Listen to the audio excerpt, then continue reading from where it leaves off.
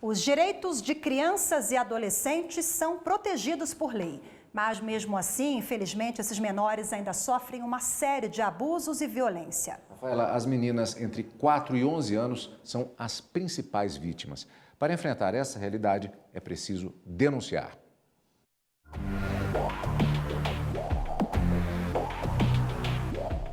Eliana perdeu a mãe ainda criança. Aos 8 anos, foi morar com uma tia no interior da Bahia. Tinha que trabalhar dentro de casa e era maltratada.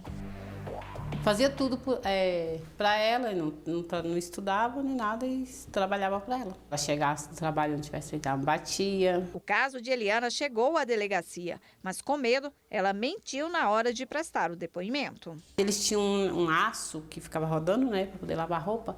E aquilo dali, ela pegava aquilo dali e me batia. Foi tanto que ela, assim, tirou sangue em mim e a vizinha dela denunciou para a polícia. Aí, quando chegou na delegacia, eu tive que mentir, falar que não foi ela que me bateu. Porque os meninos dela falaram que se eu chegasse lá e tivesse falado, eles me matavam. Está na lei. Nenhuma criança ou adolescente pode sofrer negligência, discriminação, exploração, violência, crueldade e opressão. Os menores têm direito à liberdade. Todos devem ser tratados com dignidade e respeito. E quem não cumpre o Estatuto da Criança e do Adolescente deve ser denunciado e punido. São violências que têm um contexto intrafamiliar muito grande, né, em espaços privados. E então nós precisamos, né, dos vizinhos, dos familiares, de uma professora, de quem está notando uma situação diferente, que ela acione as autoridades públicas. Pessoas desconhecidas são as que mais denunciam. De acordo com o Disque 100 do Ministério de Direitos Humanos, negligência e violência física são os crimes mais frequentes, seguidos das violências psicológica e sexual. Ainda segundo o Disque 100, são as meninas que mais sofrem as agressões. Elas têm entre 4 e 11 anos, de cor parda e branca. A maior parte das denúncias vem dos estados do Rio de Janeiro, São Paulo e Minas Gerais. Os principais agressores têm entre 25 e 30 anos, são do sexo feminino, têm cor branca ou parda. Entre as denúncias recebidas, a mãe é a principal agressora. Quase metade das ocorrências acontece dentro de casa. Depois de atendido a denúncia e registrada, nós passamos por um processo de análise e avaliação para verificar se realmente é violação de direitos humanos ou se é alguma outra matéria de outra área. E ato seguinte, nós encaminhamos para a ponta para os organismos que buscam repreender esse tipo de agressão. Nos casos de violência contra crianças e adolescentes, os conselhos tutelares têm papel fundamental na garantia dos direitos dos menores.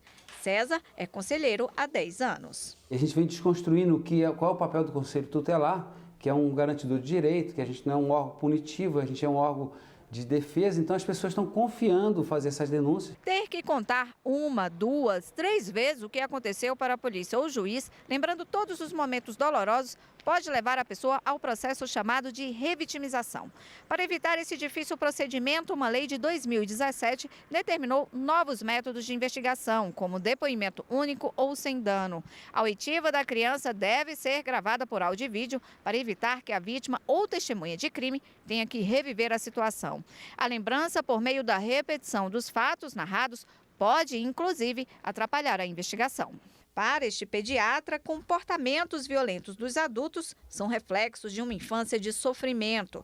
Segundo ele, políticas preventivas aplicadas nos primeiros anos de vida são capazes de acabar de vez com as agressões contra crianças e adolescentes. As políticas preventivas teriam que ser elaboradas por pessoas que conheçam o desenvolvimento emocional e psicológico das crianças, psicólogos, educadores, professores. As políticas de segurança pública que estão no momento vigentes, elas não têm nenhum papel na prevenção.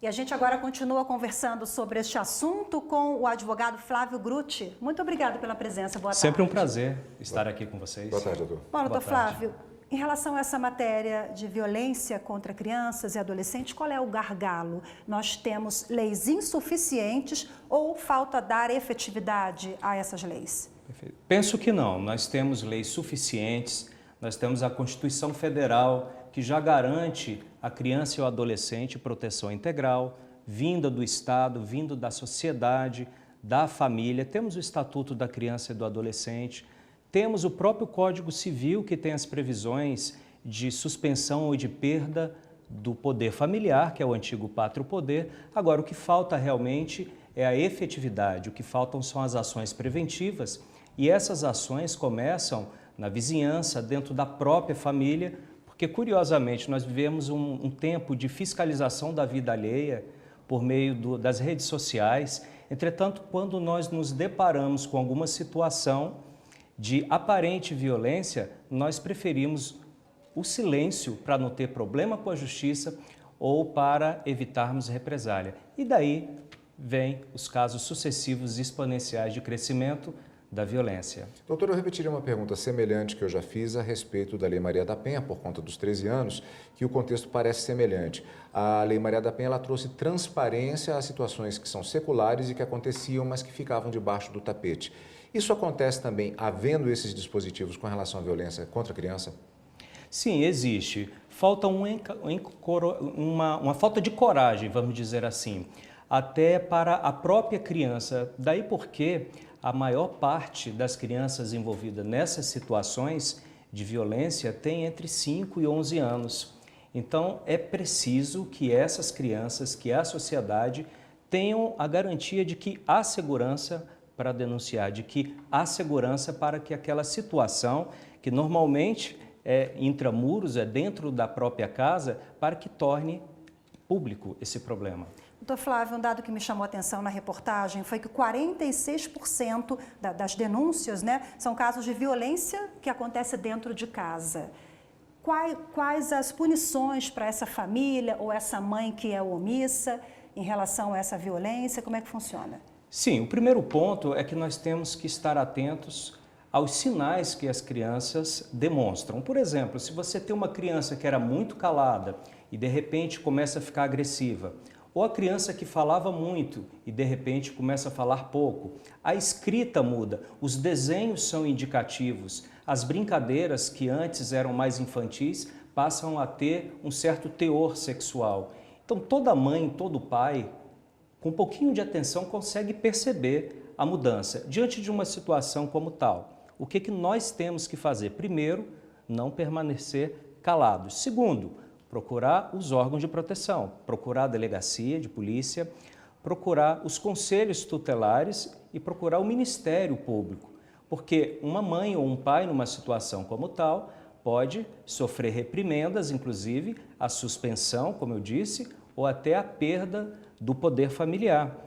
E nós temos, inclusive, um projeto de lei, o 4.294 de 2008, que visa garantir danos morais diante de situações como tais, e temos, inclusive, a Lei 13.010 de 2014, que é a lei do menino Bernardo, que os pais que estiverem numa situação de agressão aos filhos são encaminhados para programas de educação, de orientação. Eu gostaria de perguntar justamente a respeito dos programas sociais, até os juizados especiais têm os núcleos psicossociais. Esse tipo de acompanhamento também tem se revelado eficiente? Ele tem refreado um pouco esse tipo de agressão? Tem e muito, porque todas as vezes que você tem uma situação de agressão dentro de casa e que você recebe a visita de algum membro do Conselho Tutelar ou que você é intimado ou citado para algum ato judicial, você já vai saber o quê?